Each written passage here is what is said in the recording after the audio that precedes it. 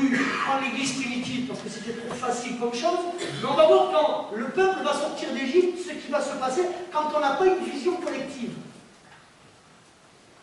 Le problème, c'est que l'église, et moi en tant que pasteur, je suis là pour montrer une route et pour donner une vision collective. Le problème, c'est que les gens qui viennent souvent dans l'église, eux, ont une vision individualiste. Qu'est-ce que l'église peut me donner? Qu'est-ce que l'église peut m'apporter? Rappelez-vous ce que dira John Fitzgerald Kennedy, il dira, l'important n'est pas de savoir ce que le pays peut faire pour vous, mais ce que vous pouvez faire pour le pays. Et la France a ce mal, où on est toujours dans l'assistanat de dépendre de l'homme. L'église doit toujours être celle qui donne. Mais je vous dirais que la vérité, c'est si vous donnez peu, l'église pourra en retour ne vous donner que peu. Plus il va y avoir d'hommes et de femmes qui embrassent cette vision collective, plus il y a des hommes et des femmes qui sont prêts à transmettre les uns aux autres et à s'unir, et plus vous arriverez à avoir une église qui sera dans la vérité de la parole de Dieu. À l'inverse, les églises qui apparaissent aujourd'hui sont des églises humanistes, remplies d'heures, où on dit aux gens, viens t'épanouir. On dit aux gens, viens t'amuser, viens au concert de louange. Mais la Bible, elle nous dit l'inverse, elle dit, viens mourir. Le message est tout inversé. Tout va bien être toujours pareil, mais je vous assure que dans la vérité, waouh, c'est plus ça. Les gens viennent à l'église et ne prennent que ce qui est bon. On fait un jour de l'an, on vient manger, on vient se réjouir. Mais quand il faut débarrasser le lendemain, tout ce qui est les contraintes, tout ce qui est l'abnégation, tout ce qui est persévérance, tout ça n'appartient plus au peuple de Dieu. Le peuple de Dieu veut juste trouver une église où, alors n'allez pas tomber avec moi, où surtout le pasteur ne nous pousse pas trop, où le message est toujours light, on nous parle de l'amour, on nous parle de bien-être, mais on ne nous dit pas la vérité de l'enseignement de la parole de Dieu qui nous appelle à crucifier notre chair, à mourir à nous-mêmes et à nous consacrer à la maison de Dieu. Et tant que le peuple de Dieu n'aura plus cette vision-là, alors nous serons, nous, hommes de Dieu, obligés de faire deux choses. Soit nous appliquons ce que beaucoup ont fait, sous la pression des gens qui viennent à l'église et qui, ne veulent entendre qu'une chose. Parlez-nous, Seigneur, pasteur, que de grâce. Parlez-nous que de bien-être. Dites-nous que Dieu va nous bénir. Dites-nous que Dieu va nous donner l'argent. Dites-nous que Dieu n'enverra pas, entre guillemets, la maladie sur nous. Dites-nous qu'on n'aura pas d'épreuve. Dites-nous. Et vous voyez aujourd'hui un peuple de Dieu qui ne veut plus entendre parler de l'église persécutée, qui ne veut plus entendre qu'il y aura des épreuves, qui ne veut plus entendre qu'il y a des difficultés sur notre chemin qui sont là pour nous amener à en grandir. Et nous sommes dans une vision qui est devenue une vision individualiste. Alors bien sûr, nous sommes une église. Bien sûr, il y a un corps, mais dans ce corps, mes amis, pour que mon corps marche, à un moment donné, mon pied ne peut pas faire ce qu'il veut. Sinon, ça ne va pas marcher. Si ma tête dit à mon pied d'aller à droite et mon pied veut aller à gauche, il est fou le pasteur, qu'est-ce qu'il fait là? Il peut rien. Mais quelle est ta vision? Quelle est ma vision? Parce que, je suis désolé, moi quand j'ai la parole de Dieu, on a beau raconter tout ce qu'on veut, il n'y a pas 36 000 visions pour la parole de Dieu. Il n'y a pas 36 000 modèles d'église, il n'y a pas 36 000 modèles de chrétiens. Aujourd'hui, vous voyez, non, il y a un seul modèle de chrétien. En tant que chrétien, nous sommes des...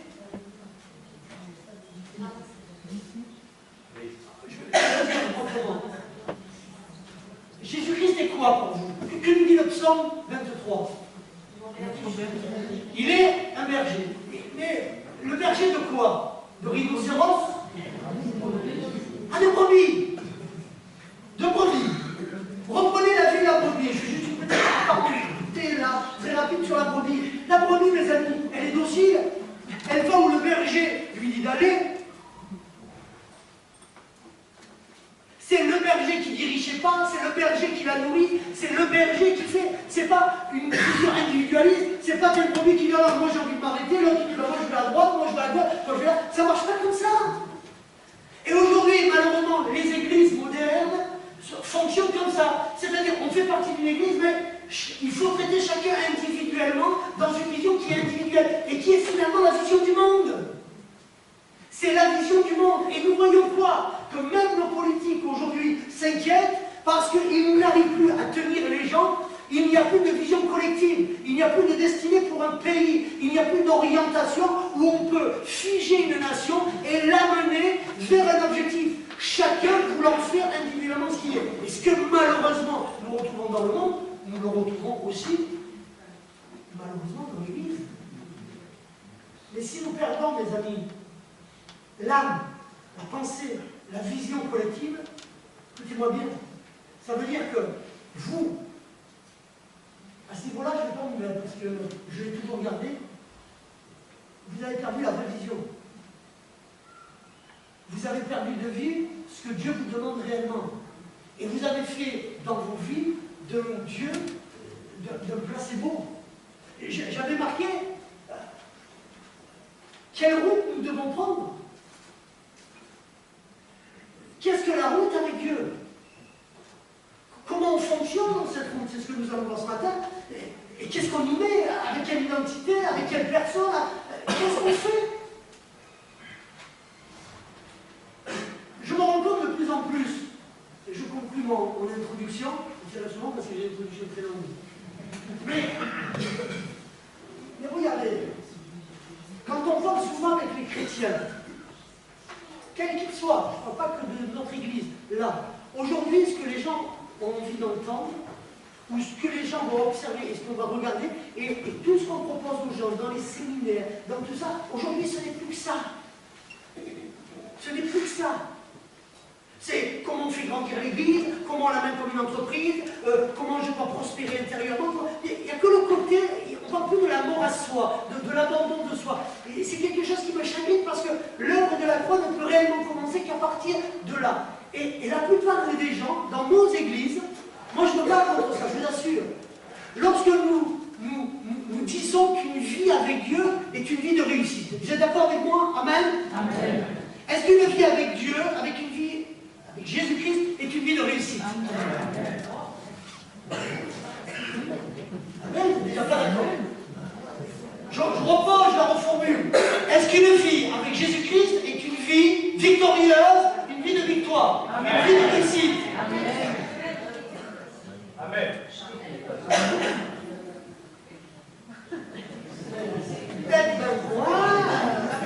Faut voir. Ah, faut voir. Déjà, regardez la confusion. Bon. Et moi, je vous pose une autre question. Quels sont les critères que tu as mis qui définissent que tu es une vie de victoire et de réussite avec Dieu?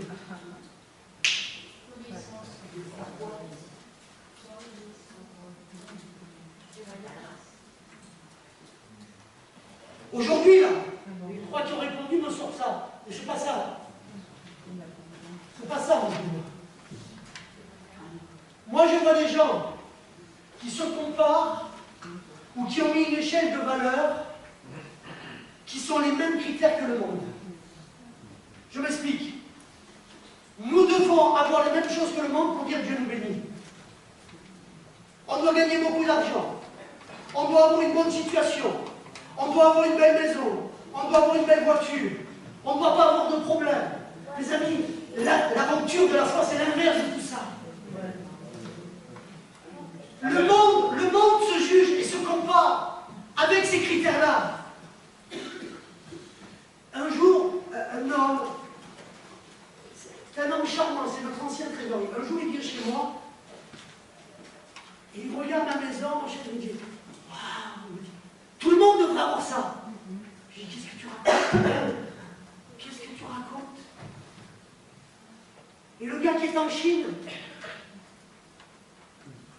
qui ne peut pas se réunir, qui ne peut pas taper dans les mains, qui peut pas, il est moins béni que moi parce que moi j'en ai une maison, parce que excusez-moi, excusez-moi, je parlais un peu grossièrement, j'ai nettoyé des chiottes.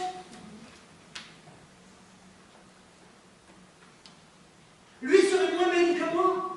Et dans notre milieu, et dans le milieu, on a tout inversé. Et on a fait, l'homme béni, c'est celui dans notre église qui est bien habillé. L'homme béni, c'est celui qui a, waouh, la belle voiture. L'homme béni, et celui... Mes amis, on a tout faux. Nos critères sont faux. Et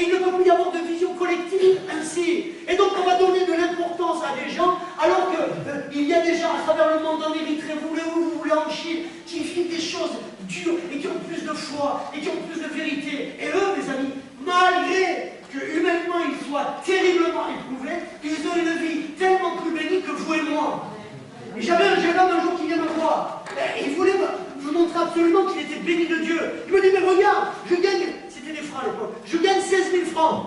Ah, j'ai dit, c'est ça ton critère? J'ai dit, écoute, alors tu sais ce que tu fais? Pars de l'église, quitte Dieu.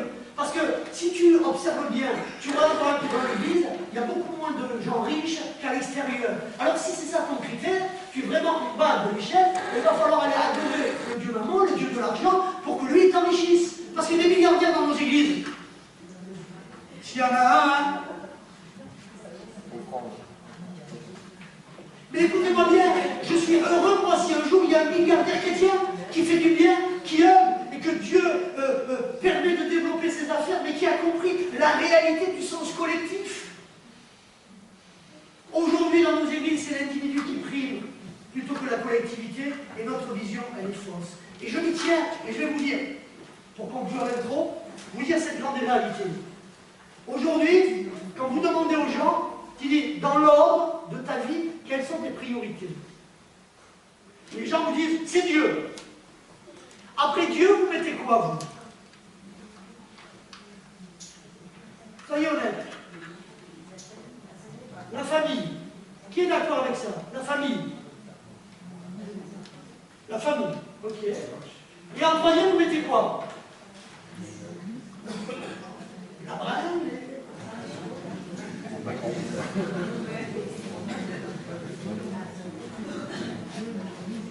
La plupart des gens vous disent, c'est Dieu, c'est la famille et c'est l'Église.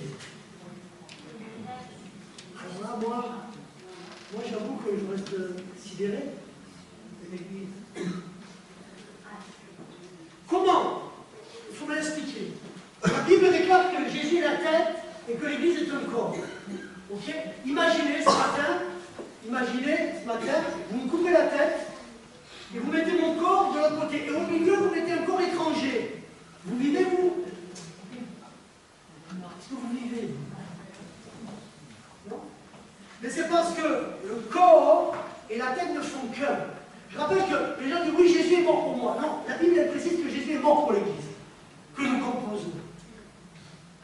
Comme Jésus a aimé l'Église, c'est ça la réalité. Jésus et l'Église et son corps, la vérité, ne font qu'un. Et c'est parce que justement nous sommes dans ce corps qu'alors, comme la Bible le dit, nous prenons soin de nos familles. Nous prenons encore plus soin de nos familles que ceux du dehors, parce que nous avons les arbres de l'esprit, parce que nous avons les fruits de l'esprit, parce que nous savons la valeur que ça a, cela. Mais regardez, beaucoup de gens disent, la famille en premier. Oui, mais alors qu'est-ce que tu fais quand Jésus déclare? Il dit, mais il faudrait que tu quittes père et mère pour moi. Il faudrait que tu sois prêt à abandonner père, sœur, etc. Tous les livres de famille, il dit à un moment donné, il faudra te décider. Quand Jésus dit, dans un même lit, l'un sera pris, l'autre pas. Là, on fait quoi de tout ça? Vous ne pouvez pas séparer la tête et le corps, c'est pas vrai. Et c'est pour ça qu'aujourd'hui, la vision des églises, elle est faussée. Et donc, qu'est-ce qu'on a fait pour que les gens restent dans les églises? Alors, on leur apporte ce qu'ils ont envie d'entendre. Viens mon frère, tu vas voir ta vie, viens. Et on a déréglé même l'œuvre de la croix. L'œuvre de la croix, même si c'est une œuvre de bénédiction, c'est d'abord une œuvre où on vient y mourir pour y recevoir la vie de Dieu. Si tu ne meurs pas, il n'y a pas de vie. La graine qui ne meurt pas, elle ne donne pas la vie. Et on a dit, viens, la croix, tu vas être guéri, viens, tu vas être béni, viens, tu vas donner. Et c'est vrai, c'était la réalité, les gens vécu. Mais derrière, quand on leur a dit, ouais, mais toi, il faut que tu meurs. Oh, non, je ne veux pas, moi. Hein. Oh, vous êtes fous, pasteur. Non, on veut juste qu'il nous donne. Ah,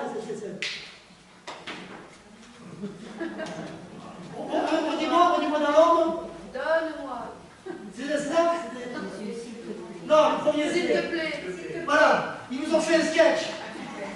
Comment apprendre à prier? Le deuxième c'est... S'il te plaît, donne-moi. C'est la guerre. C'est la guerre. Et il était très parlant ce sketch. Il nous a beaucoup fait rire, mais le message était d'une profondeur incroyable. Le chrétien, avec Dieu, ne veut que Dieu passe leur temps à lui donner, à lui donner, à lui donner. Écoutez-moi, ça dure le temps que dure le temps des cerises. À un moment donné, ça va pleurer Dieu. Vous ne prendrez pas Dieu pour un couillon. brouillon très longtemps. Et dernièrement, quelqu'un m'a envoyé un texto et tout ça. J'ai dit, mais l'église, t'en montrera pas, t'en trouvera pas. J'ai dit, l'important, c'est pas que tu ailles dans une église. L'important, c'est de savoir ce que pense Dieu de ta situation. Et ça, c'est très différent. C'est pas ça l'important. Vous pouvez aller de n'importe quelle église, c'est pas le souci. Mais en rapport de ta vie, qu'est-ce que Dieu pense de ta vie? Celui qui amènera à la fête que vous soyez sauvé ou pas, c'est pas une église, c'est pas un pasteur, c'est pas quelle dénomination, c'est ce que vous aurez accompli réellement dans vos vies. Si nous perdons la vision collective, alors nous perdons, mes amis, à mon sens, la réalité de l'évangile et nous en venons à une évangile qui est humaniste. On ne veut plus parler dans nos églises de souffrance. Et allez, je vous invite à aller voir sur les sites des églises modernes. Ils ne vous parlent que tout ce qui est beau, tout ce qui est beau, tout ce qui est merveilleux. Et d'église persécutée, il ne faut plus en parler. D'épreuves, il ne faut même pas en parler. De souffrance, c'est exclu. Parce que nous sommes dans un monde où, dans nos hôpitaux, il dit on ne peut plus souffrir. Mais à qui on va faire croire ça? Dès que tu rentres dans un hôpital, que tu rentres, la souffrance, elle est déjà là. On n'a pas envie d'y aller. Vous avez envie d'y aller, vous, dans les hôpitaux? La blessure morale, l'angoisse, elle y est. Et tous les médicaments du monde ne vous feront jamais passer. On est mieux chez soi. Et tant qu'à mourir, on préfère mourir chez soi qu'à l'hôpital, non? Et peut vous donner toute la morphine du monde. Mais le monde dit, non, non, tu ne souffriras plus. C'est du mensonge. Et tous ceux qui vous prônent cet évangile-là sont des menteurs. Vous voulez grandir avec Dieu? Est-ce que vous voulez grandir avec Dieu? Alors, il n'y a pas de raccourci. Je disais à Jérémie une fois, je disais, non, j'ai écouté, Jérémie, il n'y a pas de raccourci. Il n'y a pas de raccourci. Un chêne, avant qu'il soit beau et grand, il faut qu'il y ait 100 années qui soient passées, il faut qu'il y ait des tempêtes qui soient passées, des orages, des éclairs, et il faut qu'il ait été épargné. Eh bien, il faut passer par tout ça, par les chemins, par le dépouillement. C'est ce que nous enseigne la Bible, et c'est la réalité. Et là-dedans, on a une vision collective. Et regardez, et je rentre pleinement maintenant, on en arrive à un tel point, une telle absurdité dans nos églises, qu'aujourd'hui, qu'est-ce qu'on fait? Le pasteur vous fatigue, et je vous comprends. Qu'est-ce qu'on fait? On nous gonfle. On n'a pas envie de l'entendre. Écoute, dimanche, on reste à la maison, on allume Internet, et puis de toute façon, il y a 8 cultes en direct maintenant. On regardera un culte. Voilà, pasteur, il faut se garer en ville. Épuisant. Le mardi, on restera devant l'ordinateur, et on regardera Internet. Mais qu'est-ce qu'on a fait tout ça? Parce qu'on n'est pas dans une vision individualiste.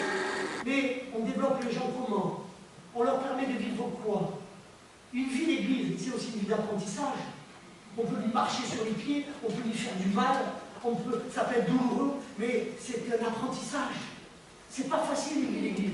Jamais personne, mais c'est 100 fois quand même mieux que d'être dans son lit, en train de regarder et de louer dans son lit les cheveux en vrac, hein, le dimanche matin, et quand on en a marre, on zappe et on passe à autre chose. Tout ça pour satisfaire quoi? Les gens. Maintenant, une vision collective, ok, il faut faire Internet, ok, il faut qu'il y ait la télé. Mais attention, pas n'importe comment. Cette télé-là, on va la donner et permettre à des gens de la voir, des gens qui sont isolés, des personnes âgées qui ne peuvent plus se déplacer, des gens qui sont en difficulté dans certaines églises, et qui doivent maintenant pouvoir entendre l'évangile, le temps qu'ils retrouvent, les pousser à retrouver une église, jusqu'à ce que leur cœur ait été consolé, et que dans cette période-là, on leur donne des codes d'accès pour qu'ils le fassent très bien, que ça soit diffusé dans des pays où l'évangile n'a pas accès. Amen, super. Mais contenter les gens à rester dans leur lit, alors qu'ils ont plein d'églises aux alentours, parce que c'est trop difficile, parce qu'on les a blessés, tout ça, on les amène pas à guérir, on les amène pas à cicatriser, on les amène à vivre un évangile doré chez eux, sans aucun problème. Et là, il y a un problème. Et l'air de rien, petit à petit, on s'éloigne de la réalité. On s'éloigne de la réalité. Et je voudrais, à travers la leçon des oies, à travers 5 points particuliers, vous faire comprendre que si la vision collective n'est pas là, ça finit toujours mal. On peut être 200, parce que c'est ce qu'on est avec les enfants aujourd'hui. On peut être 200. Mais s'il n'y a pas la vision collective, alors on retombera. S'il y a une vision collective, on augmentera. Si les gens commencent à penser à eux-mêmes, alors forcément il y aura des choses qui vont vous heurter, qui vous énerveront.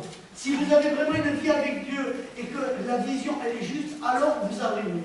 Mais écoutez-moi bien, en tout et pour tout, le peuple de Dieu a erré 40 ans dans le désert parce que justement, ils n'avaient pas la vision collective. Ils ont passé 40 ans dans le désert, à mon sens, pour rien, simplement parce qu'ils n'avaient pas de vision collective. Et on y vient. Ouvrez vos Bibles maintenant dans le livre de l'Exode.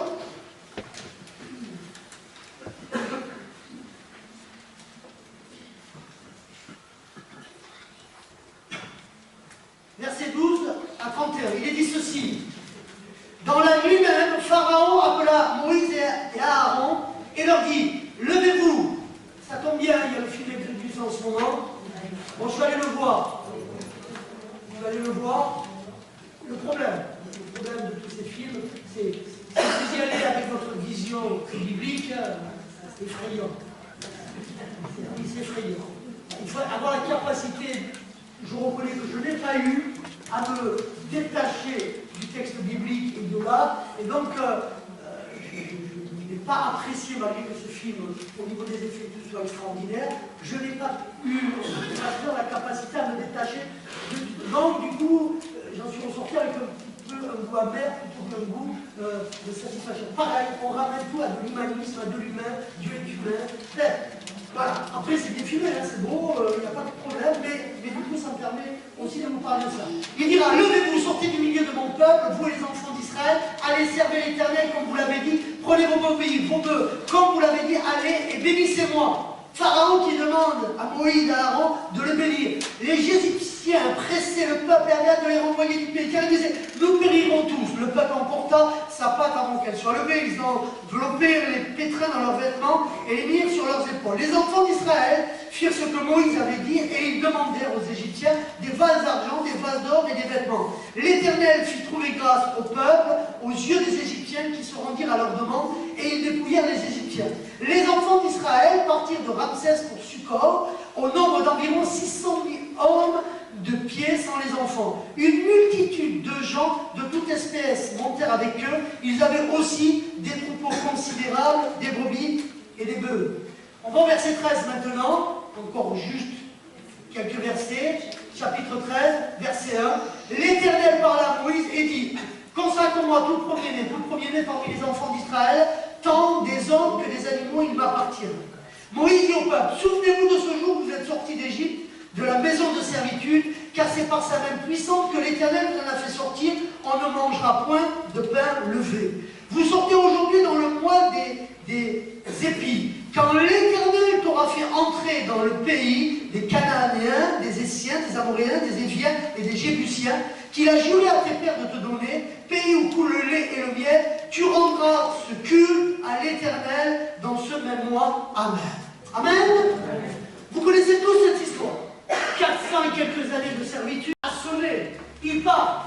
Il nous a dit 600 000 hommes. Ça faisait à peu près un peuple, vieillards, femmes, qui n'étaient pas comptabilisés compris, un peu plus de 2 millions de personnes. Moïse devait conduire une ville de 2 millions de personnes pour l'amener, Dieu lui avait tracé la voie, pour l'amener dans le pays promis. Le pays où coule le lait et le miel. Et là on se dit, waouh, quel objectif extraordinaire. Tout le monde va embraser la vision et tout le monde va être derrière pour permettre à Moïse d'accomplir le plan de Dieu. Ces hommes ne sont pas partis au hasard. Dieu ne leur a pas laissé aller et cheminer en disant faites ce que vous voulez. Il leur a donné un chemin, il leur a donné une route à suivre. Il y avait un objectif à atteindre. Mais mes amis, un objectif, un projet collectif doit permettre qu'il y ait un lien, une amalgame, une cohésion, une synergie qui doit s'opérer entre les gens. Dire simplement, ok, on part, on va au pays promis, ne suffit pas. Dire, ok, on est tous chrétiens, hein, on va tous aller au ciel, ça ne suffit pas. Ça ne suffit pas. Il faut qu'il y ait vraiment ce lien, cette amalgame, cette synergie qui se crée. C'est-à-dire, qu'est-ce que me demande la Bible? Qu'est-ce que me demande Dieu? Où est-ce que Dieu, et on va le voir, veut que je me situe? Quelle est ma place? Quel est mon rang? Quels les éléments? Parce que terrestre ne va être qu'un parcours à vous lamenter, à vous culpabiliser, à murmurer, et vous allez passer à côté de l'essentiel toute votre vie. Pourquoi, imaginez-vous, pour tant de gens, la vie d'église est devenue une corvée? Parce que la vision, elle n'est pas bonne. Vous vous rendez compte? Vous avez un Dieu qui vous libère. Et qui vous libère après quoi? Après avoir vu toutes les plaies. Après avoir vu tous les premiers-nés égyptiens mourir. Vous imaginez, je ne sais pas si on peut se rendre compte de ce que ça vient. Quand on le voit comme ça, on dit, ouais, bon, les premiers-nés égyptiens sont morts. Mais vous imaginez, dans cette contrée, les cris qui ont dû être poussés, la nuit d'hurlement que ça a dû être. Vous voyez votre fils qui vient de naître là? Tous les premiers-nés, les grands, les petits, de tout taille, ça mourait de partout dans le peuple égyptien.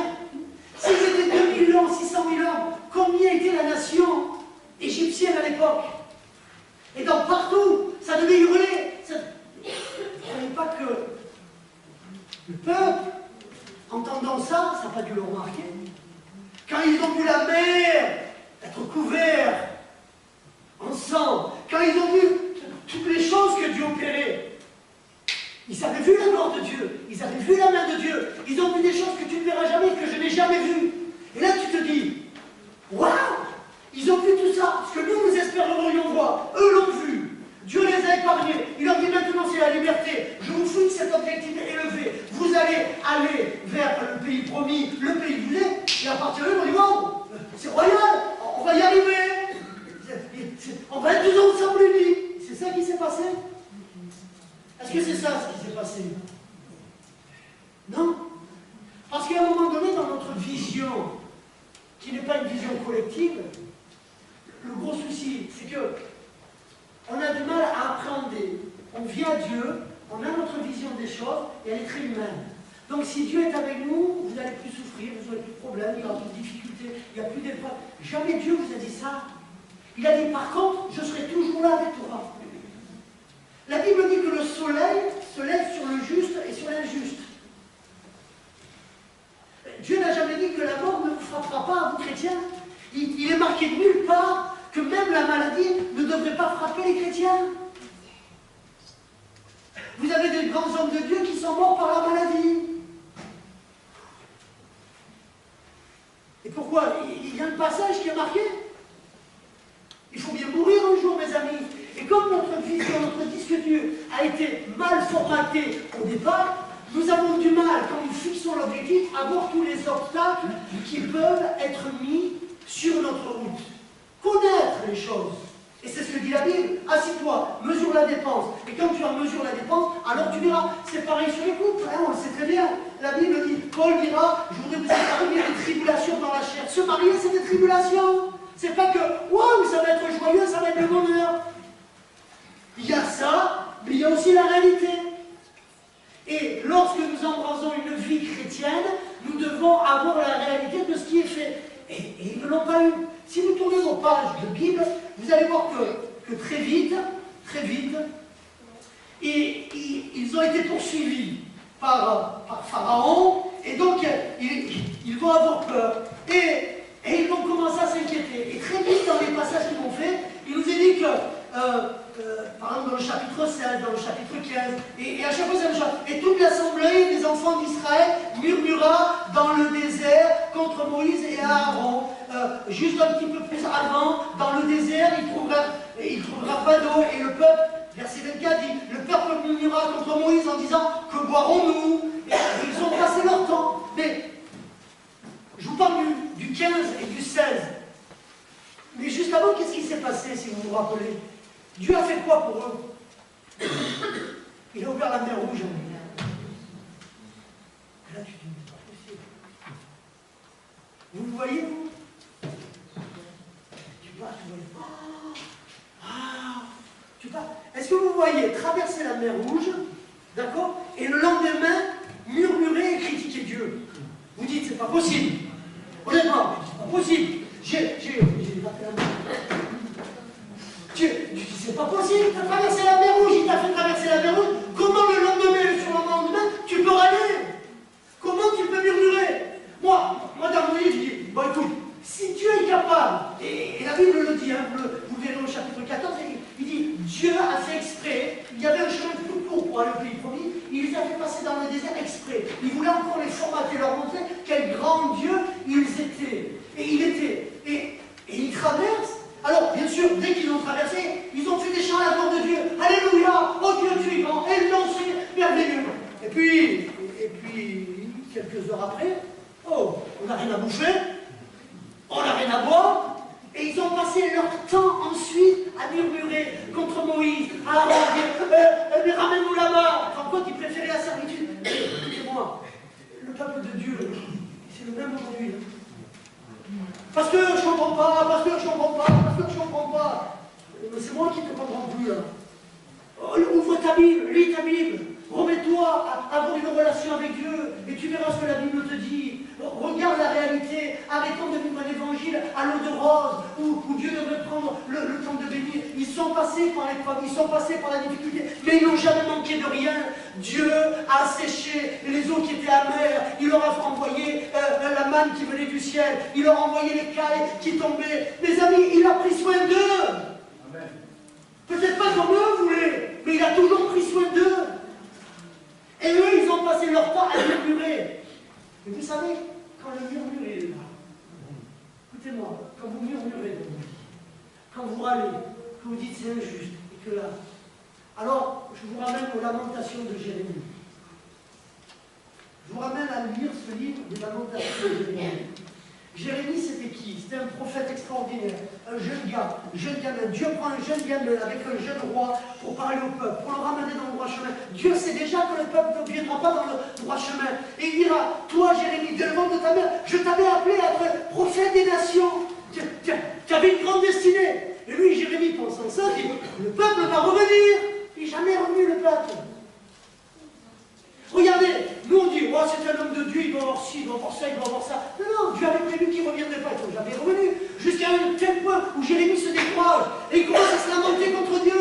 Oui, mais Dieu, il ne m'écoute jamais, mais ceci, et Dieu ça. Mes amis, quand vous murmurez, quand vous passez votre temps à vous lamenter, ça veut dire que vous n'êtes pas fixé sur Dieu, vous êtes fixé sur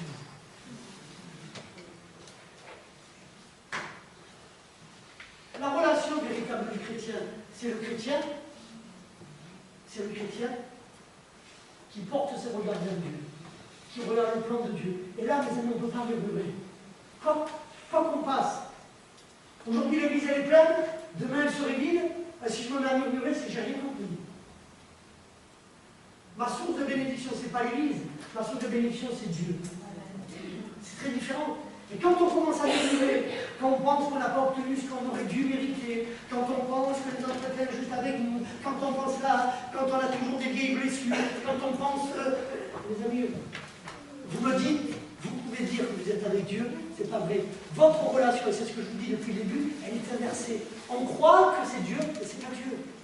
C'est pas Dieu qui est au centre, c'est vous qui êtes au centre, et c'est Dieu qui viendrait bénir vos vies. Et là, on se trompe. Et vous vivrez toujours l'insatisfaction de ce peuple qui a toujours... Si elle me permet, notre soeur Laurent, on s'est passé par une situation très douloureuse et très difficile. Et je dois avouer que sa réaction était incroyable. Je peux parler du jeune homme qui est au fond et qui s'appelle Jérôme. C'est incroyable. Les épreuves, la maladie et les choses. Bien sûr, il y a toujours un temps d'incompréhension vis-à-vis de Dieu. Je ne dis pas que ce temps n'existe pas. Mais quand vous êtes vraiment centré sur Dieu et que vous allez à Dieu, alors c'est les sentiments de Dieu qui naissent.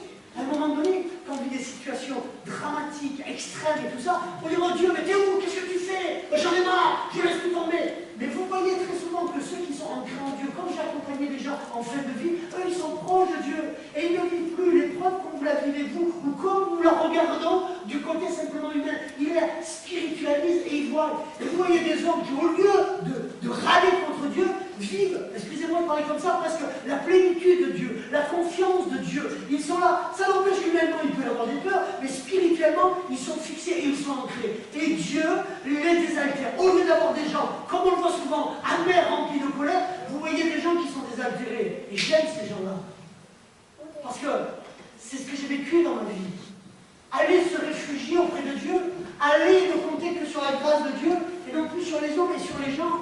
Et souvent, mes amis, alors que Dieu dit à ce peuple, je te libère de 400 années, voilà ton héritage, voilà l'objectif que tu vas atteindre, c'est moi qui vais t'y emmener, au lieu de dire, ah ben écoute, je vais laisser porter. Ils ont passé leur vie à râler. Et ça a donné quoi? La condamnation sur Moïse. Parce qu'ils ont, excusez-moi de parler comme ça, ils l'ont tellement gonflé qu'un jour il s'est énervé, il me fatigue. Il voulait lui faire la peau, il murmurait, il voulait retourner en Égypte. 2 millions de personnes. On pourrait aller plus loin, hein. Révolte de Corée. Waouh, c'était terrible tout ce qu'il a vécu. On a remis son autorité en doute. En fait, toutes des choses, c'est pas possible. Corée et toute la famille en sont morts. Waouh. Et ça, c'est la vision humaine des choses. Et elle ne peut vous mener à la satisfaction. Parce que votre regard n'est pas centré sur Dieu et la volonté de Dieu, mais que votre regard est centré que sur vous-même. Et dans ce regard-là, vous êtes dans l'insatisfaction. Alors, je vais être clair pour 2015. Tous ces gens qui sont comme ça, n'attendez pas de moi. J'ai déjà commencé en 2014. Ni à verser une larme, ni à vous l'envoyer, ni à vous encourager dedans. Mais par contre, vous me trouverez pour vous rentrer dedans, pour ne pas vous laisser faire là. Et si à la fin, vous ne pouvez l'accepter, tant pis pour vous. Je refuse l'église humaniste. Je refuse l'église de l'activisme. Je refuse la notion d'église moderne. C'est quand on parle de moderne. Pour moi, c'est pas ça moderne. L'église moderne, c'est-à-dire qu'on humanise tellement Dieu. La vérité, c'est la croix. La vérité, c'est que tu as entendu, Dieu délivre, Dieu guérit, Dieu agit. Et il montre les signes qui prouvent que l'Esprit de Dieu, il est là. Des églises qui œuvrent, il y en a plein, vous en trouverez. À trouver d'autres églises, vous en trouverez aussi. C'est pas un souci et c'est pas un problème. Maintenant, si vous avez soif de vérité et embrasser la vision collective, à mon sens, vous êtes au bon endroit. Mais après, c'est chacun qui verra. Chacun qui verra. Deuxième élément, quand l'objectif est élevé, il faut réfléchir à la route à prendre. Avec quel état d'esprit? Sommes-nous prêts à donner de l'importance, à investir sur l'ordre pour le faire grandir? Qu'est-ce que nous sommes prêts à transmettre? C'est Mandela qui dira ceci, il dira « Aucun de nous, en agissant seul, ne peut atteindre le succès ». Et c'est Schweitzer qui va rajouter « Je ne sais pas ce que votre destin sera, mais je sais une chose, les seuls d'entre nous qui seront vraiment heureux sont ceux qui ont cherché et trouvé la manière de servir. » Tant que vous vous servez vous-même, vous serez toujours insatisfait. Quand vous commencez à servir, alors vous allez commencer à comprendre. Et donc, quand je choisis ma route, je vais aller un petit peu plus vite, quand je choisis ma route, vous devez vous dire, mais sur cette route, quel est l'itinéraire? Quel est l'objectif? Mais la route, je la prends avec quelle identité? Quelle identité? Quelle est votre identité? Quelle est mon identité? Qu'est-ce que je veux montrer? Qu'est-ce qui est le plus important? Quelle va être la finalité du but, du parcours et du chemin? Nous sommes l'église de Jésus-Christ. Je vous donne des exemples concrets. Aujourd'hui, la Bible, elle dit, parce qu'elle n'a pas bougé, elle dit, vous serez persécutés en mon nom. C'est pas ce qu'elle dit? Elle dit, dans les temps de la fin, ça sera encore plus dur. Nous, qu'est-ce qu'on voit aujourd'hui? Nous, église moderne, qu'est-ce qu'on fait? On va repeindre les murs des villes pour qu'on nous aime. On veut être bien avec toutes nos autorités pour qu'ils nous aiment. On veut être aimé de tout le monde. Tout ça sous le couvert d'évangéliser. Oui, mais moi, alors, il y a quelque chose que je ne comprends plus. Je le disais à plusieurs. Je disais, il y a même encore 10 ans en arrière. Je ne vous parle pas du temps de mon père et de tous ces vieux pasteurs qu'il y avait. Avant, aujourd'hui, c'est fais venir un concert de louanges avec tel honneur, viens t'éclater, viens t'amuser, viens faire la fête, tu vas t'épanouir. Non, à l'époque, nos anciens disaient réunion de guérison divine. Vous en retrouvez pas encore beaucoup d'éléments de réunion de guérison divine ou de délivrance? On mettait la croix, on n'avait pas, mais bientôt la honte, on les retire des églises. Tu vois, c'est trop, il faut que ça soit à l'extérieur, il faut qu'on soit neutre. À force d'être neutre, tout le monde se plaint dans les églises, il n'y a plus de conversion, il n'y a que les adhésions. Ah oui, mais avant il y avait le feu d'esprit, il n'y a plus le feu d'esprit. Mais oui, mais il faut savoir quel message vous voulez, quelle vision vous voulez embraser, la collective ou l'individuelle. Qu'est-ce que vous voulez réellement? Qu'est-ce que vous voulez voir? Si vous êtes dans la vision collective, quand on va faire la semaine de jeûne et de prière, alors vous y viendrez.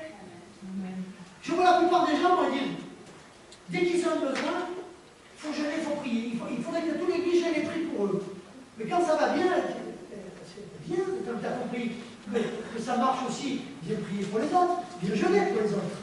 Pas que pour toi, pas toujours que pour toi. Parce que ton identité, elle est fausse. Elle n'est pas réelle au Jésus-Christ. Et le chemin que nous devons prendre doit nous amener, mes amis, avec la réalité. Quand je parle d'identité, c'est dire quelle organisation, quels sont les gens qui peuvent s'investir. Aujourd'hui, il n'y a personne qui peut s'investir. Rappelez-vous, dans ce même processus, un jour, il y a Jéthro, le beau-père, qui était un sacrificateur, le beau-père de Moïse, qui vient le voir. Et il voit Moïse faire. Il dit, mais, oh, Moïse, tu vas mourir, là. Tu vas mourir, tu fais mal. Là, tu dois prendre des gens qui sont capables de gérer, et des sous-chefs, pour que ça soit géré. Tu ne peux pas tout taper. Tu ne peux pas continuer du matin jusqu'au soir à traiter les affaires de 2 millions de personnes. Tu vas t'épuiser et tu vas mourir. Dans la vision individualiste, vous organisez plus rien. Parce qu'il n'y a plus personne qui veut investir. Moi, je vous pose une question. On est 200, on est les enfants. On est les enfants. Vous trouvez normal que ce soit toujours les 12 qui fassent le ménage dans l'église et que tout le reste, excusez-moi, vienne poser ses fesses sur la chaîne sans jamais les nettoyer une fois dans l'année? Pensez pas que c'est pas normal, qu'il y a pas quelque chose qui est anormal. Vous croyez que c'est normal d'avoir une banque alimentaire, que ce soit des gens qui viennent chercher pour ceux qui pourraient venir aider à l'étude? Vous croyez que c'est des choses normales, qu'on est dans une vision collective? Vous croyez que c'est normal de payer des repas le jour de l'an et que les gens ne sont même pas capables de venir nettoyer le lendemain? Vous trouvez que c'est normal? En gros, je dis, jusqu'à quand l'Église sera le dindon de la farce? Et après, les gens diront, mais le pasteur était Dieu, il m'a dit non. Ben oui, je vous dirai non.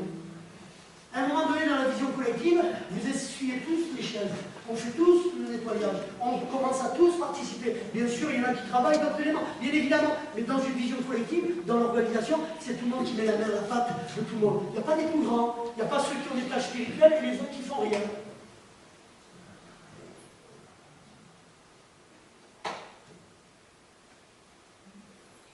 Moi, il y a 2 jours, j'étais là, je rebouchais les trous sur les murs. 2 jours avant, j'ai quelqu'un qui me dit « Confie-moi tout ce qui est de l'entretien, de faire les travaux. » Moi, je n'ai pas confié parce que je l'ai plus revu. Depuis. Et là, tu te poses. Et moi, marrant mon message là. Hein. Oui, mais c'est ça la vision collective. Quelle identité? Qu'est-ce que tu as dans les tripes? Qui se prend plus grand que pour l'autre? Qui se croit plus haut que l'autre? Mes amis, si vous en êtes là, vous êtes dans des critères humains, vous êtes individuels, vous pensez qu'à vos fesses. J'en suis désolé. Et c'est triste de le voir. Dans la vision collective, si on embrasse tous, il n'y a pas que je fais que ce que j'ai envie, que ce qui me valorise, il y a tout. Il y a les droits et il y a les devoirs dans une église. Ça a toujours marché comme ça avec Christ. Vous avez des droits, mais vous avez aussi des devoirs. Et celui qui ne veut pas les devoirs, ben en 2015, il verra ses droits diminuer. Il faut être aussi respectueux des choses. Deuxième point. Vous prenez la route, on va prendre la route, mais avec quelle qualité? Quelle qualité? Quelles sont les qualités? Générosité, humilité, confiance, courage, intègre, abnégation, avoir du temps. Quelles sont vos qualités? Ce qui devrait être fabuleux dans une église, c'est dire, pasteur, voilà, j'arrive, voilà mes qualités, voilà ce que je peux faire, voilà, je vous propose mes services, voilà ce que l'on aimerait mettre, voilà, si vous avez la place, on est prêt à bosser, on est prêt à travailler. Et des fois, je me dis, mais que veut le peuple de Dieu réellement? Je vous donne un exemple. Oh, j'ai des gens qui sont capables de chanter là. C'est-à-dire, écoutez, venez, vous proposez des chants quand vous voulez, le dimanche, vous chanterez, on met les choses en place. Pourtant, je veux dire, c'est des choses intéressantes. Ok, tu vas prêcher. Oh, pasteur, il y a des endroits où ils se battraient. Je veux dire, ça montre quand même un manque de considération, pas vis-à-vis du pasteur. Mais qu'est-ce que vous attendez de votre relation avec Dieu? Qu'est-ce que vous attendez de l'objectif que vous êtes fixé dans la vision collective? Quelle est la chose que tu apportes qui permet au collectif de toujours aller plus loin? Quelles sont les qualités? Si tu passes ta vie à râler, si c'est que l'inconstance, si c'est toujours de l'infidélité, comment on peut avancer? Et c'est malheureusement ce que le peuple de Dieu a vécu. Et quand vous n'avez pas les qualités nécessaires, écoutez-moi bien, vous passez toujours à côté de l'essentiel. Je m'explique. Il nous est dit dans le nombre qu'à un moment donné, ils sont arrivés et ils arrivent devant la frontière du pays promis. Et ils ont envoyé combien d'espions? 2.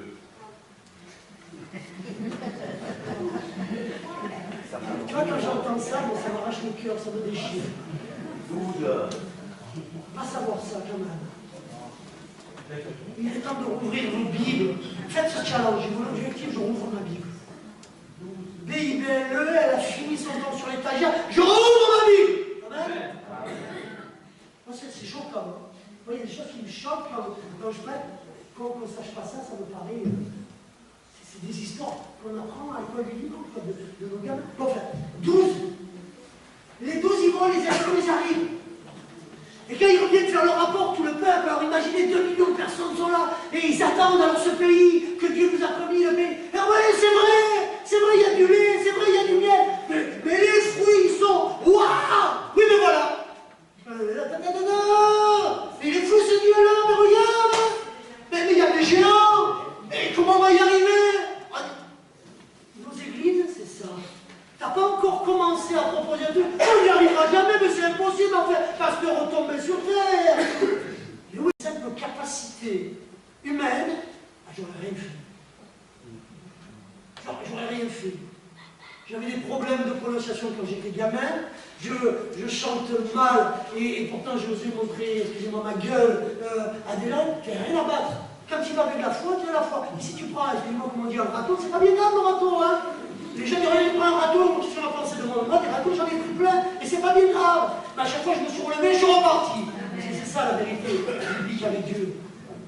La plupart des chrétiens, c'est là. Mon Dieu, si j'avais attendu sur les gens, je serais toujours encore assis, me changerais ma couche, parce qu'il y aurait rien qui arriverait. On reste des bébés spirituels. C'est que les chrétiens restent des bébés spirituels. Il faut que vous grandissiez, il faut aller l'avant. Et là, à un moment donné, vous voyez ces 10, ils se plaignent, ils râlent, et le peuple commence à murmurer. On était venus en Égypte, qu'est-ce que tu nous as fait faire pour passer? Moïse. Je ne sais pas s'il a supporté, mais bon, lui, il a supporté, et Dieu lui a permis. Et là, vous en avez 2. Il y a Josué, avec Caleb. Et nous, on parle tout le temps dans la Bible de l'esprit de Caleb. Et on dit, c'est vrai, il y a des géants. Mais eux étaient véritablement chrétiens. C'est-à-dire que dans le sens, eux, ils se rappellent, ils ont dit, mais attends. Dieu nous le promet. 1. 2. Qu'est-ce qu'on a vu? Tous les miracles en Égypte. La mer rouge ouvrir en 2. Les oiseaux tombés. Il nous a nourris tous les jours. L'eau qui était amère et empoisonnée, il a fait qu'elle était saine. Bon, si ce Dieu-là nous promet ça, c'est qu'il va combattre pour nous. Le problème aujourd'hui dans l'Église mondiale, c'est qu'on y va avec notre chair. On y va avec nos talents. On y va avec notre manière de faire. Et ça ne marchera jamais. Ça ne marchera jamais. Et plus soi-disant on a une église plus de qualité, et plus spirituellement c'est faible. Et plus ce qui devrait nous montrer que c'est fort, c'est faible. Et les générations qui arrivent, malheureusement, elles ne sont pas fortes, elles sont de plus en plus faibles. C'est des générations culturelles, parce qu'ils ont appris, parce qu'il y avait Jésus, parce qu'il est là. Il faut qu'ils soient baptisés de l'Esprit, il faut qu'ils soient enflammés pour Dieu, il faut qu'ils empruntent sur Dieu, et qu'ils ne soient pas tant sur leur talent que sur l'onction que Dieu leur a donnée. Vaut mieux quelqu'un avec peu de compétences, mais avec l'onction, que beaucoup de compétences sans onction. Je vous assure, au premier abord, ça paraît pareil, et à minimum, et ça finit pas du tout dans mon endroit.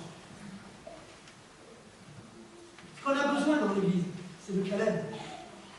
Ce qu'on a besoin dans l'Église, c'est de Josué. Des gens qui, je veux dire, Josué et Caleb, nous avons encore 5 minutes, Josué et Caleb, ce n'étaient pas des fous spirituels, pas des fous. Ce n'étaient pas des illuminés spirituels. Non. C'était des hommes simplement parce que notre foi, elle n'est pas humaine, elle est spirituelle, mais elle repose sur des fondements. Moi, la foi que j'ai, elle repose sur des fondements. La croix du calvaire, la vie de Jésus, la résurrection, les preuves de sa résurrection. Je ne m'appuie pas, je ne suis pas un barjot spirituel, comme on en a vu, où on va tenter des choses insensées. Non, eux, ils ont raisonné simplement sachant qui était Dieu. Et comme ils avaient une relation avec Dieu, alors ces hommes ont dit, mais c'est pas grave qu'il y ait des géants. Dieu combattra pour nous. Si l'Éternel est avec nous, qui sera contre nous? Et eux, ils avaient des valeurs. Et si les 2 millions, les 2 millions de personnes avec ces qualités-là, vous croyez que Dieu les aurait fait errer encore 40 ans dans le désert? À un moment donné, Dieu a dit, bon, j'en ai marre de cette génération, ils veulent rien entendre, ils veulent rien. Allez, je les bazargue, ils vont tous mourir dans le désert et je prendrai la nouvelle génération qui sera là. Et si vous reprenez la première chose que Dieu va faire à la nouvelle génération, quand c'est Josué, il dit prépare le peuple, sanctifie-toi, et le jour est arrivé, tu vas passer. Il va les faire passer le jour où il y a la mousson. Le fleuve déborde. Parce que ça, on n'imagine pas, on pense qu'ils sont passés à sec. Il leur dit bon, maintenant, allez mettre les pieds dedans. Voilà. Tant que tu ne dis pas, tu restes les pieds. Et Dieu va faire un miracle en amont où il va bloquer les eaux. Mais pendant près d'une demi-heure, j'avais fait le calcul à l'époque, pendant près d'une demi-heure, les eaux, ils vont déborder. Ils sont restés fixes, ils n'ont pas bougé, ils avaient foi en Dieu, ils avaient compris. 40 ans dans le désert pour comprendre ce que leur père avait tellement vu de foi et qu'ils n'ont jamais voulu s'emparer et se saisir. Bien sûr, tout ça a été prédestiné, mais que cela nous serve aussi de leçon. À nous, toujours en train de murmurer, de râler. Quelle est votre générosité? Quel est le visage réellement que vous montrez? Vous savez, dans nos églises, j'entends des choses qui, des fois, qui me regardent, mais ça me sidère. Vous avez des gens, vous ne leur faites pas payer les repas. Vous êtes là avec eux, vous les aidez, vous tout ça. Et par derrière, vous apprenez qu'ils parlent mal de tout. C'est pas possible. À mon sens, ils n'ont aucune qualité. Hein.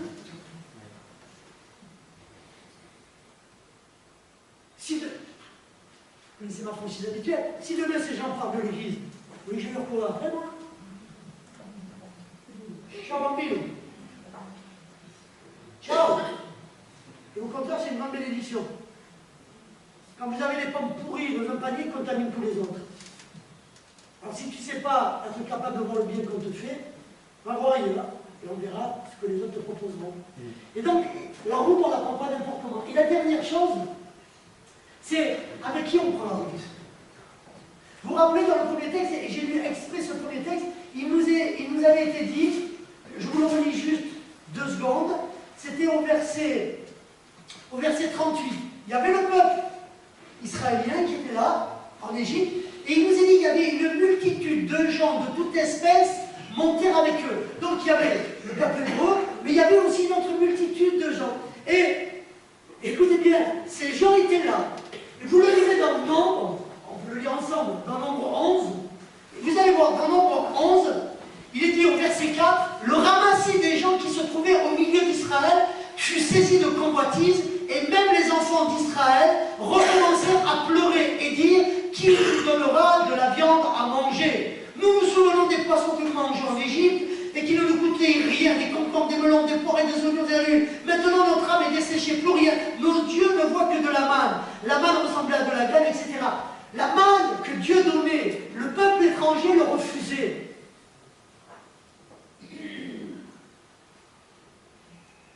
Qu'est-ce que je suis en train de vous dire? Des fois, on fait route commune avec des gens, et au départ, tout paraît bon et tout paraît bien. Puis après, il se révèle que là-dedans, cette réflexion, c'était notre frère Éric Melville qui me l'avait donnée. Un jour, il est devenu entraîneur d'équipe en fédéral 1 de rugby, tout ça. Et il disait, mais tu le vois dans une équipe, si tu te trompes sur le choix des gens que tu prends, et qu'à la fin, ça te fera plus de problèmes et de difficultés. C'est vrai, au départ, ça part toujours d'une bonne cause. Tiens, on a pris ce peuple, tu dis, allez, libre, on prend avec vous. Mais derrière, ça leur a causé que des problèmes. Ça a causé que des disputes, et ça a entraîné plein de divisions, plein de convoitises, au niveau du peuple de Dieu. Les amis, nous devons être vigilants avec qui nous prenons la route. Je vous dirais, vaut mieux aller lentement, en construisant pas après pas, avec des gens qui ont la même vision, qui ont le même désir, qui ont envie d'embraser, que plutôt des gens qui viennent, qui vous montrent une apparence, et qui sont là, et en fait, ils sont venus servir que leur ventre. Vous me connaissez, je vais vous dire la vérité, ça va faire 15 ans au mois de juin que je gère cette église. J'ai beaucoup plus vu de gens qui avaient cette vision-là que la vraie vision. Ils viennent, et quand ils voient qu'ils n'obtiennent pas ce qu'ils veulent, ils s'en vont. Attention, mes amis, avec qui nous prenons la route. Attention avec qui nous nous engageons. Pour arriver à l'objectif, il faut que la vision soit commune. Il faut que tout le monde l'embrasse Et alors, là, nous manifesterons les qualités, nous manifesterons tout ce dont nous avons besoin pour vivre pleinement ce que Dieu veut nous donner. Et bien sûr, dedans, du coup, quand on a la même vision, il n'y a plus d'histoire de place. Les choses se font naturellement. Tu as telle qualité, ta place est là. Tu as telle qualité, ta place est là. Tu as telle qualité, ta place est là. Et là, quand on est dans la vision collective juste, il n'y a plus malheureusement ce qui s'est passé dans la vision individuelle de cet objectif. On n'est plus en train... Rappelez-vous que Corrie va dire « Ouais, mais finalement, qui t'a choisi étant Moïse ?» Vous vous rendez compte, le culot. Un gars qui est monté, qui est resté 40 jours avec le Seigneur, qui est venu, tous les signes qu'il y avait eu, ils peuvent encore se permettre de dire « Mais qui t'a mis, toi, chef sur nous ?» Je te dis, c'est pas possible. Quand la vision collective, elle est juste, c'est le collectif qui prime. Et peu importe que tu sois à la première, à la deuxième, à la dernière place. Moi, je suis sidéré, des fois j'entends moi, je suis le deuxième, moi, je suis le troisième, moi, je suis le quatrième. Mais il n'y a pas de deuxième, moi, je ne suis pas le premier, moi. Hein. Si quelqu'un m'entend me dire que j'étais le premier, je ne demande même pas qu'on m'appelle pasteur. Ce que je dis aux gens, c'est que Dieu nous a tous appelés à tenir un rôle et un rang. Pas une fonction, un rang. C'est-à-dire, il m'a donné des qualités pour faire ça et je fais ça. Mais ce n'est pas parce que je fais ça que je suis meilleur au-dessus des gens. Il est pareil pour toi. Et nous sommes tous unis, main dans la main, pour atteindre cet objectif-là.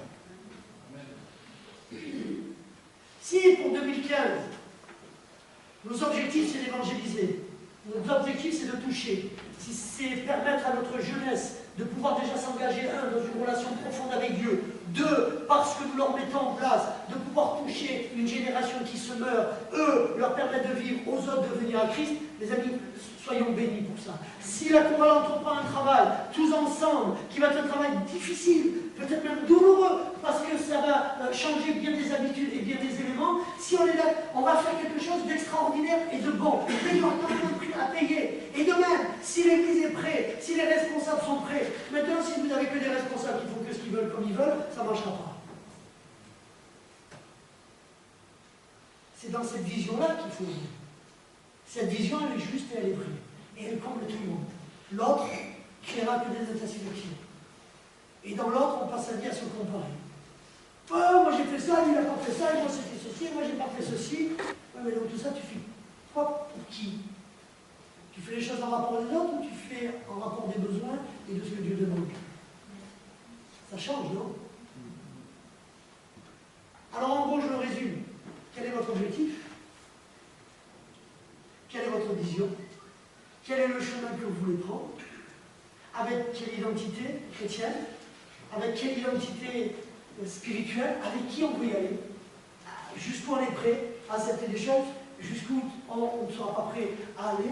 Quel est véritablement le rôle que je dois avoir? Mon engagement vis-à-vis de Dieu? Mais tout ça dans la vision collective, c'est toujours vis-à-vis de Dieu. Et le fil que je voulais passer, c'était la leçon des oies. Et la leçon des oies, c'est ça. Quand on est dans une vision collective, ils vous diront ceci, c'est qu'avec le battement des ailes, ça diminue de 71%, augmente au moins, pardon, 71% sa durée de vol, parce qu'ils volent en groupe. Ceux qui suivent derrière, c'est comme pour le vélo, c'est beaucoup plus facile que ceux qui sont devant. Et dès qu'il y en a une qui part derrière, l'autre prend le relais devant. Celle de derrière cacote pour encourager ceux qui sont devant. Vous êtes des gens qui encouragent les autres? Waouh, c'est bien, waouh, c'est beau. Non, non, non, non. Commencez à prendre l'habitude. Et elle s'encourage. Et quand il y en a une qui est mise de côté, alors il y en a une autre qui l'accompagne. Et je bénis, et j'en profite pour le dire ici, je bénis toutes les sœurs du lundi. Je suis souvent sur elles, mais alors je les bénis. Vous savez, il y a des années en arrière dans cette église, des gens se plaignaient, et avec raison. Avec raison qu'on n'entourait pas assez les gens, on ne faisait pas assez. De là, j'ai mis toute une politique en place dont elles ont pris. Ce sont les responsables qui l'ont fait, ils n'ont jamais voulu faire. C'est elles qui ont pris le relais, j'ai dit je travaillerai avec les gens qui le veulent. Elles l'ont fait. Mon Dieu, au début, ce que j'ai pu entendre, ce que j'ai pu voir, mais aujourd'hui, elles pourraient vous dire, descendre à Marseille, voir les malades qui sont dans les hôpitaux, elles entourent les gens, elles vont visiter les mamies, elles font un travail extraordinaire. Amen. Et vous savez, les gens qui disent « Ouais, moi on m'a pas téléphoné. Écoutez-moi, quand les gens vont dans les hôpitaux, dans la demi-heure ou l'heure après, je suis là pour les visiter en urgence. D'accord? Les visites privées, quand on me dit de plus venir, je viens plus. Mais la réalité, elle est là. Quand il y a des choses importantes, nous faisons. Et toute cette équipe fait un travail extraordinaire. Mais souvent, je me dis, tiens, c'est bizarre. Moi, ma femme, elle s'est cassée la jambe. J'attends que ces mêmes personnes prennent autant de nouvelles dans des choses. Ah, mais là, il n'y a rien. Dans la vision collective, ce n'est pas toujours l'Église qui donne. Mais qu'est-ce que vous donnez, vous, à l'Église? On prend souvent bien soin des gens d'autres églises et d'autres endroits, mais ceux qui sont déjà dans l'Église, niet. Alors tout ce cinéma évangélique, il faut l'arrêter. Il faut l'arrêter. On prend d'abord soin de ceux qui sont là, et puis après, dans notre générosité, on entoure tout le reste, bien évidemment. D'accord? Sinon, que les gens se taisent. Amen. Amen. Et c'est cette vision-là, en 2015, à laquelle moi je vais pousser l'Église, transmettre, donner, accorder, aller l'avant, avec des beaux projets qui seront mis, avec des hommes de Dieu, vraiment des hommes de Dieu qui viendront, qui nous édifieront et qui nous permettront de pouvoir aller. Alléluia!